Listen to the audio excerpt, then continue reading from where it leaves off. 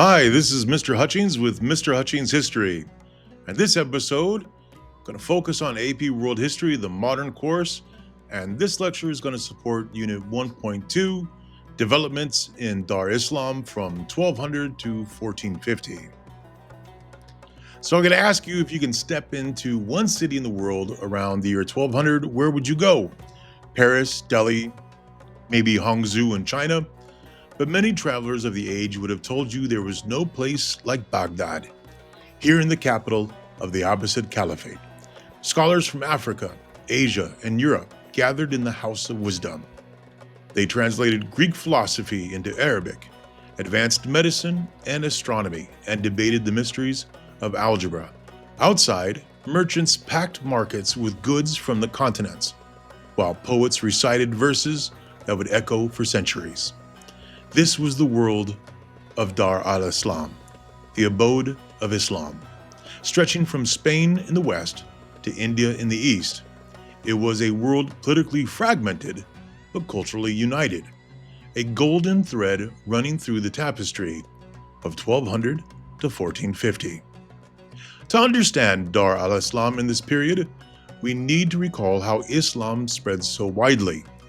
After the death of the Prophet Muhammad in 632, Muslim armies, merchants, and missionaries expanded across Afro-Eurasia. By the 8th century, Islamic influence stretched from the Indus Valley to the Iberian Peninsula. The religion spread not only by conquest, but also by trade and Sufi missionary activity, adapting to local cultures while maintaining core beliefs in the Quran. By 1200, the Abbasid Caliphate still claimed spiritual leadership, but its political power had weakened. Regional states rose in Egypt, Anatolia, Spain, and West Africa, all drawing legitimacy from Islam. Despite fragmentation, Dar al-Islam remained bound together by a shared faith, the Arabic language, and vibrant trade networks. The Abbasid Caliphate, founded in 750, presided over centuries of flourishing civilization. But by the 1100s and 1200s, it faced both internal divisions and external invasions.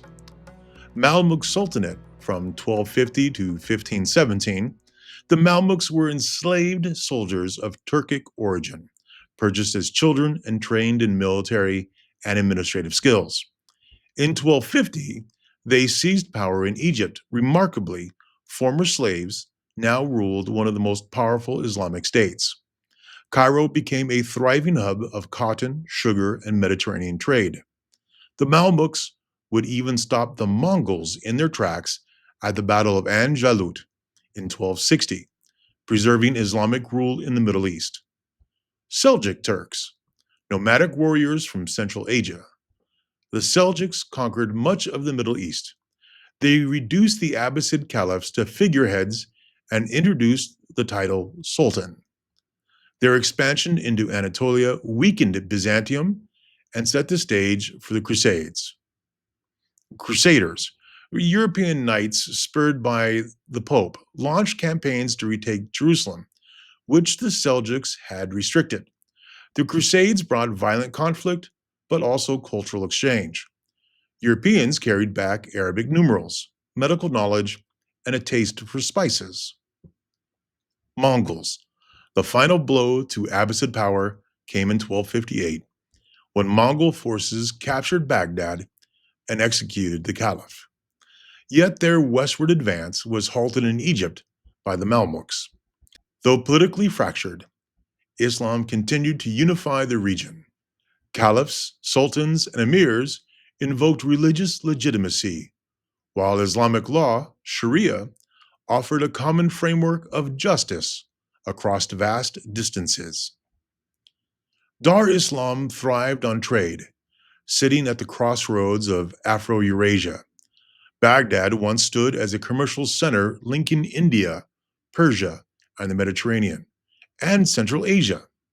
But after the Mongol sack, trade shifted northward and westward, hurting Baghdad's economy. Cairo, under the Mamluks, prospered as a Mediterranean hub for cotton, sugar, and grain. The Indian Ocean trade tied the Swahili coast, Arabia, and India to Islamic markets. Merchants carried textiles, spices, and porcelain, as well as ideas, faith, and technologies. The Trans-Saharan trade brought West African gold and ivory into the Islamic economy, connecting Timbuktu and Mali with North Africa and the Middle East. Commerce was honored in Islam. The Prophet Muhammad himself had been a merchant. As a result, merchants in Islamic society held unusually high status compared to Europe or China.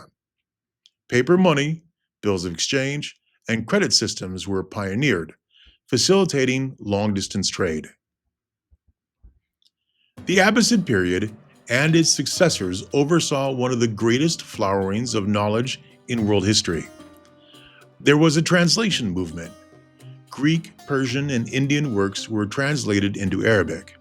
Texts on medicine, astronomy, and philosophy were preserved and expanded. Without these translations, much classical knowledge would have been lost to Europe.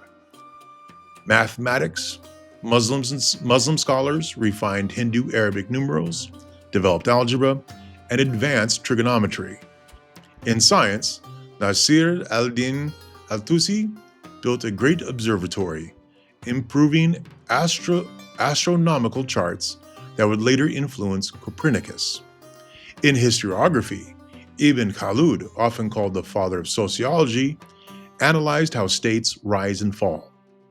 In literature, Aisha al-Bahuyena, I did not say that correctly, a Sufi mystic, became one of the most prolific female Muslim writers before the modern era. Her poetry praised the Prophet and explored themes of devotion.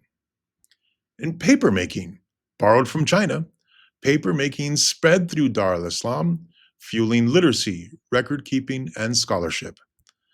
This intellectual dynamism shaped not only the Islamic world, but also Europe's eventual Renaissance. When Christian armies reconquered Spain, they encountered libraries filled with Arabic texts, works of Aristotle, Galen, and Ptolemy, that had been preserved and studied by Muslim scholars. Beyond scholars and rulers, ordinary believers found meaning in Sufism, the mystical tradition of Islam. Sufi teachers emphasized inner spirituality, emotional connection with God, and personal devotion over rigid legalism. They often adapted to local cultures, incorporating music, poetry, and ritual. This flexibility made Sufism especially effective in spreading Islam in South Asia, Africa, and Southeast Asia. Wherever they traveled, Sufis built lodges, offered hospitality, and modeled piety. Their influence shows us how religion spread not just by law or conquest, but through personal relationships and cultural blending. Islamic society was diverse and layered. Merchants and missionaries were respected. Although early Islam favored Arab Muslims, by the 9th century, non-Arabs gained increasing rights, creating a more inclusive ummah. Slavery existed, but unlike in the Americas centuries later, many slaves converted to Islam and gained freedom. Enslaved women sometimes worked as singers or concubines, but sometimes earned wages and bought their own freedom. Islamic law offered women property rights, dowries, and divorce, protections rare in Europe at the same time. The practice of hijab varied by region, but emphasized modesty. In rural areas, women often worked alongside men in agriculture. In cities, women's roles could be more restricted, but opportunities in poetry, scholarship, and trade existed. These nuances remind us, while patriarchal, Islamic society often granted women more legal protections than their contemporaries in Christendom or Confucian China.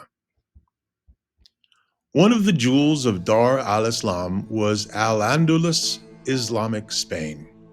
In 711, Muslim armies crossed from North Africa and established rule. By the 10th century, Córdoba had become a dazzling cultural center. Libraries, universities, and architecture, like the Great Mosque, testified to its wealth. Christians, Jews, and Muslims lived side by side in what some historians call a convivencia, or coexistence. While tensions existed, this relative tolerance allowed knowledge to flourish. Scholars in Al-Andalus translated Greek and Roman works into Arabic, and sometimes into Latin. Advances in medicine, astronomy, and philosophy here flowed into Europe. The Battle of Tours in 732 had halted Islamic expansion into France, but Spain remained under Muslim rule until the Christian Reconquista completed in 1492. Al-Andalus is critical for AP students to remember. It was a bridge of ideas between Islam and Europe, shaping Europe's intellectual revival. Between 1200 and 1450, Dar al-Islam was one of the most dynamic civilizations on earth. Politically fragmented, yet tied together by religion and law. Economically central, linking Africa, Europe, and Asia through trade, culturally rich, preserving and expanding the knowledge of the ancient world. Spiritually diverse, with Sufis spreading Islam in flexible and adaptive ways. For AP exam purposes, Dar al-Islam provides excellent evidence for themes of governance, cultural developments, technology, and trade networks. Its influence reached from Mali to Spain, from India to Central Asia, and left legacies that shaped the Renaissance and beyond. So while Europe was still emerging from feudal isolation, the Islamic world connected continents, advanced science, and preserved learning that would ignite future revolutions. In our next lecture, we'll turn to South and Southeast Asia, where Hindu, Buddhist, and Islamic traditions met and blended in fascinating ways. Until then, stay curious, because history matters.